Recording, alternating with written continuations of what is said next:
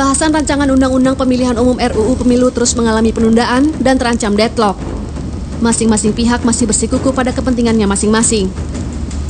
Kata sepakat nampaknya sulit dicapai, terutama pada isu krusial mengenai parliamentary threshold dan presidential threshold. Jika tidak mencapai kata sepakat, keputusan bakal ditentukan lewat voting. Sejauh ini ada 3 opsi soal ambang batas pengajuan calon presiden oleh partai, yakni 0%, 10-15%, dan 20-25%.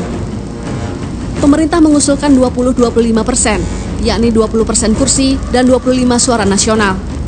3 partai yang satu suara dengan pemerintah, yakni PDI Perjuangan, Golkar, dan Nasdem. Sementara partai pendukung pemerintah lainnya justru cenderung memilih opsi 10-15%, yakni PKB, P3, Hanura, dan PAN. Opsi 10-15% juga didukung Gerindra dan PKS. Sementara Partai Demokrat memilih opsi 0%. Ketidakkompakan partai pemerintah dalam isu presidensial threshold mengundang tanya, salah satunya dari partai oposisi pemerintah, yakni Partai Demokrat. Wakil Ketua Pansus RUU Pemilu dari fraksi Partai Demokrat, Benny Kaharman menilai, perdebatan seharusnya bisa segera diakhiri jika partai pendukung pemerintah satu suara. Karena jumlah partai pemerintah lebih banyak dari partai oposisi, sehingga akan dengan mudah menang jika voting dilakukan. Sementara Ketua Pansus RUU Pemilu Lukman Edi berharap semua pihak bisa menyepakati keputusan lewat musyawarah. Sindiran ketidakkompakan partai pemerintah juga datang dari Menteri Kabinet Kerja, Menteri Dalam Negeri Cahyokumolo.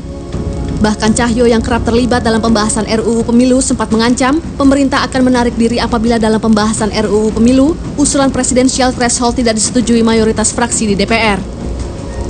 Cahyo menegaskan, langkah pemerintah menarik diri dalam pembahasan undang-undang sudah diatur dalam Undang-Undang Nomor 17 Tahun 2014 tentang MPR, DPR, DPD, dan DPRD. Jika pemerintah menarik diri, maka pembahasan suatu undang-undang tidak bisa dilanjutkan. Pemilu 2019 mendatang harus diselenggarakan berdasarkan undang-undang yang lama, yakni Undang-Undang Nomor 8 Tahun 2012 tentang Pemilu Legislatif, serta Undang-Undang Nomor 42 Tahun 2008 tentang Pemilu Presiden dan Wakil Presiden.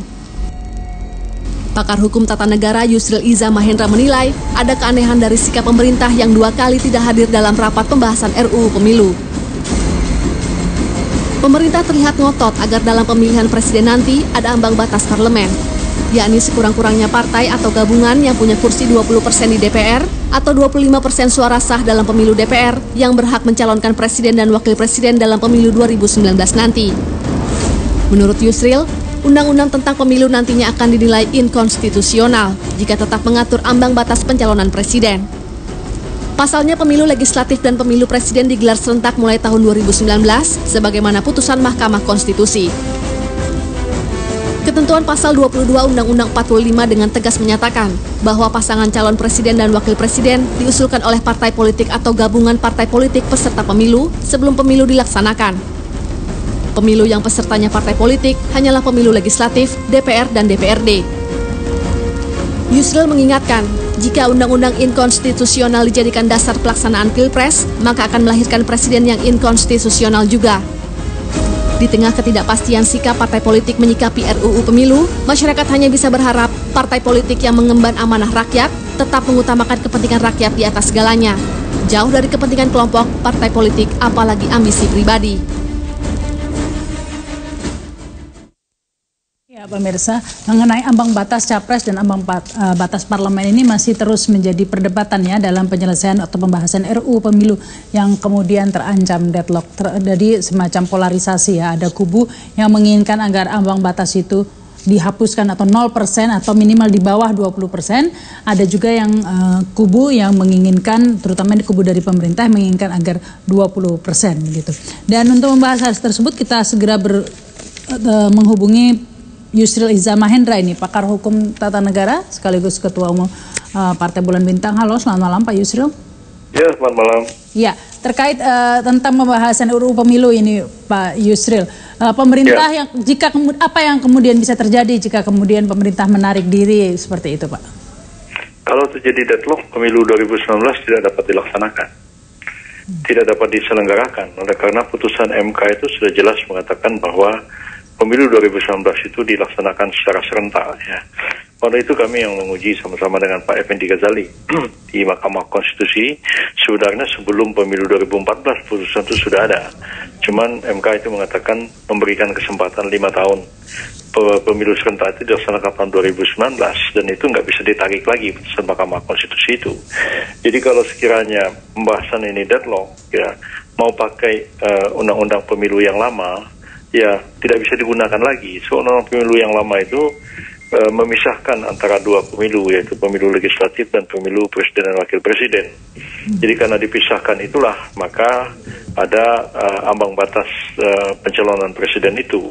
Tapi kalau pemilu dilaksanakan secara serentak, maka ambang batas itu tidak relevan sama sekali.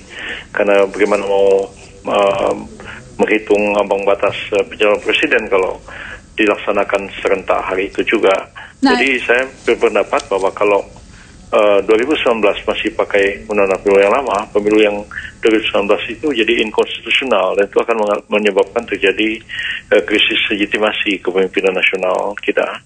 Ya, nah ini apakah kubu yang menginginkan agar ada ambang batas di atas 20% malah, ini tidak mengetahui hal tersebut, tidak menyadari implikasi tersebut Pak Yusril, mengingat sudah jelas tidak relevan ya? Mungkin aja mereka menyadari, tapi kan ingin mempertahankan kekuasaan. Karena kalau seperti itu ceritanya 25% itu mungkin tidak ada satu partai pun yang memperoleh angka sebanyak itu dalam pemilu 2019 yang akan datang. Partai-partai yang besar mengalami krisis ya, seperti PDIP kita lihat sekarang ada tanda-tanda drop di mana-mana. Golkar juga mengalami hal yang sama. Jadi akan terjadi perubahan-perubahan politik yang cukup besar.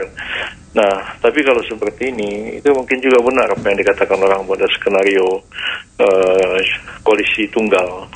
Nanti akhirnya ya diborong partai itu persis seperti di daerah-daerah. Ya ketika dilaksanakan pilkada ada calon bupati cuman sepasang aja, calon wali kota cuman sepasang aja. Dan itu bisa jadi pada pemilihan presiden. Saya kira itu tidak sehat bagi. Tapi apakah dimungkinkan pilpres capresnya cuma satu Pak, calon tunggal? Ya itu pun menjadi masalah juga oleh karena pengaturan-pengaturan di dalam UUD 45 memang implisit mengatakan bahwa calon itu harus minimal 2 pasang. Tapi bisa juga terjadi kalau misalnya cuman ada satu calon, terus bagaimana mengatasinya itu pun juga belum ada pemecahannya. Kalau dulu sebelum amandemen UUD 45 ya kalau pasangan cuman sepasang aja ya oleh MPR pada waktu dilakukan secara aklamasi. Tapi kalau kita melihat sekarang ini rumusan-rumusan dalam UUD 45 bahwa walaupun tidak eksplisit dikatakan minimal 2, tapi kan harus disebutkan bahwa calon itu harus mendapat suara sekian di setengah provinsi minimal itu dinyatakan sebagai pemenang. Jadi itu implisit bahwa calon itu harus lebih dari sepasang. Kalau sekiranya calon sepasang lawan kota kosong ternyata dia tidak memenangkan lebih dari setengah provinsi, dia juga tidak otomatis terpilih menjadi presiden meskipun hanya sepasang. Jadi akan banyak krisis konstitusional terjadi setelah amandemen, dan kalau kita tidak berjiwa besar menyelesaikan persoalan itu sekarang, ya dampaknya akan sangat besar di masa yang akan datang. Ya, kalau tetap kemudian pemerintah ngotot dengan 20% ambang batasnya begitu, apakah ini dengan asumsi akan dilakukan dengan tidak secara serentak pastinya dong Pak? Iya, keinginannya seperti itu. So kalau dilakukan secara serentak, bagaimana kita mengetahui ambang batasnya kan? Karena kursi DPR kan belum ada, karena pemilihan presiden dan pemilihan DPR dilaksanakan pada hari yang sama. Ya. Jadi akan kembali mereka melaksanakan secara serentak, atau seperti pikirannya Pak Cahyokumolo itu, supaya menggunakan ambang batas pemilu 2014, dan itu lebih-lebih tidak ada rasionalitas konstitusionalnya, oleh karena pertama ambang batas itu sudah digunakan tahun 2014 dan tidak bisa digunakan 2 kali ya, karena dalam 5 tahun kan politik sudah berubah, kekuatan politik juga sudah berubah. Jadi mau tidak mau ya harus tidak menggunakan yang lama. Jadi yang paling mungkin ya pilkadanya serentak atau menggunakan threshold yang lama, dan dua-duanya sama-sama inkonstitusional dikaitkan dengan putusan Mahkamah Konstitusi. Ini kan persoalannya seperti keterangan Presiden beberapa hari yang lalu. Ya, masa dulu aja sudah ada ambang batas sekian persen, kok sekarang menjadi 0%. Saya pikir mesti ada orang yang menjelaskan kepada Presiden putusan dari Mahkamah Konstitusi tahun 2014 yang lalu dan apa implikasinya dalam penyelenggaraan pemilu tahun 2019 ini, dan saya kira putusan Mahkamah Konstitusi itu lebih mendekati maksud sesungguhnya dari pasal 22E UUD 45. Jadi kita lebih melaksanakan UUD 45 itu secara murni dan konsekuen. Jadi sebenarnya perlu ada orang di dalam pemerintah itu menjelaskan ke Presiden, Pak, ini ada putusan MK, bunyinya begini, implikasinya pemilu itu harus begini. Bukan maunya Presiden seperti ini, terus Pak Cahyo jadi ngotot seperti orang kehilangan akal. Saya kira enggak. Tapi Pak Yusril, kalau Anda mengamati pembahasan RUU Pemilu ini, menurut Anda memang mekanismenya dimungkinkan untuk terjadinya deadlock? Apa tidak ada mekanisme semacam voting atau lainnya ya jika kemudian tidak terjadi kesepakatan? Iya, soalnya kan voting itu kan kalau DPR sendiri berbeda pendapat. Tapi kalau misalnya DPR satu kubu dan pemerintah di kubu yang lain, pemerintah menarik diri, kan tidak mungkin selesai pembahasan RUU itu, karena kan memerlukan persetujuan bersama antara DPR dengan Presiden. Kalau misalnya Presiden punya pendapat A, sementara di DPR itu ada pendapat A, pendapat B, artinya ada yang sependapat dengan pemerintah, itu yang bisa di-voting. Kalau ternyata ya yang menyokong sependapat dengan pendapat lebih besar, ya disahkan jadi undang-undang. Tapi kalau Presidennya menarik diri, ya praktis ya deadlock, karena nggak akan ada mau voting bagaimana lagi orang Presiden nggak setuju. Baik. Karena 600 anggota, berapa anggota DPR sana? 550 ya, 560 ya, 560 anggota DPR itu sama dengan satu Presiden. Kekuatannya sama, 1/560 itu sama besar kekuatannya. Baik, terima kasih nih Pak Yusril Izzah Mahendra. Selamat malam. Ya, sama-sama. Ya pemirsa, kami masih akan kembali. Sudah ada Bu Hetifah Saifuddin dan juga Riza Patria ya yang akan bergabung setelah pesan-pesan berikut ini.